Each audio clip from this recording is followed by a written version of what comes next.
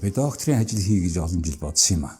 Цаг зав болохгүй байсан. Тэгээд олон нийтлэл бичиж юм хийсний дараа ер нь бол дахиад боловсруулаад нэг шатаар ахиулах ёстой. Би Америкт мастер хийсэн. Докторийн ажил хий гэж бодож исэн. Гадаадд явах гэхэд 4-5 жил тэнд амьдрах хэрэгтэй болоод исэн. Тийм учраас Монгол дотроо хайж агаад санхүү эдийн засгийн их сургуулийг сонгосон. Тодорхой туршлагатай болцсон. Одоо Монголоос гадаадд яваад эрдмийн цав зэрэг авсан багш нар буцаад ирсэн. Зарим нь бүр 10 жил ажилласан. Ямар ч шалаасаа бол боломжтой гэж үзсэн юм аа. Угаасаа докторийн агсын зэргийн төвшин сургалт гэдэг бол өөрөө хүний бүх талаас нь дайжсах тийм шаардлага тавигддаг юм байна. Олон цаг зарцуулах хэрэгтэй юм байна. Тэгээд энэ ажлыг хийхийн тулд үнэхээр олон дэлхийн даяар хэвлэгдсэн энэ олон судалгааны материалуудыг өөрийнхөө сэдвийн дагуу харах хэрэгтэй юм байна. Миний сэдв болохоор ингээд цахим засаг буюу энэ мэдээлэл технологийн хувьсгалын эд үед өрнөж байгаа засаглалын шинэ хэлбэр, цахим засаг авилгыг бууруулах замаар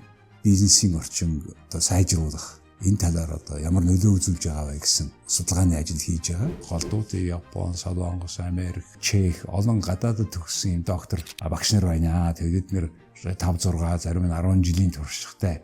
Учираас энэ бол тийм шинэ програм, цоо шинэ ажил биш юм байна. Олон талаас нь хандсан. Ер нь докторийн мэдлэг гэдэг чинь өөрөө шинээр мэдлэг бий болгох тийм том ажил юм байна л да. Хүндрэлтэн энэ талаар юу бичсэн, яасан байна гэдгийг олж аваад өөрөө шинээр бусад хүмүүсийн мэдлэг дээр тулгуурлаж ягаад өөрөө энийг үнэн гэж үзсэн юм а батлах, тэрийгэ бичих.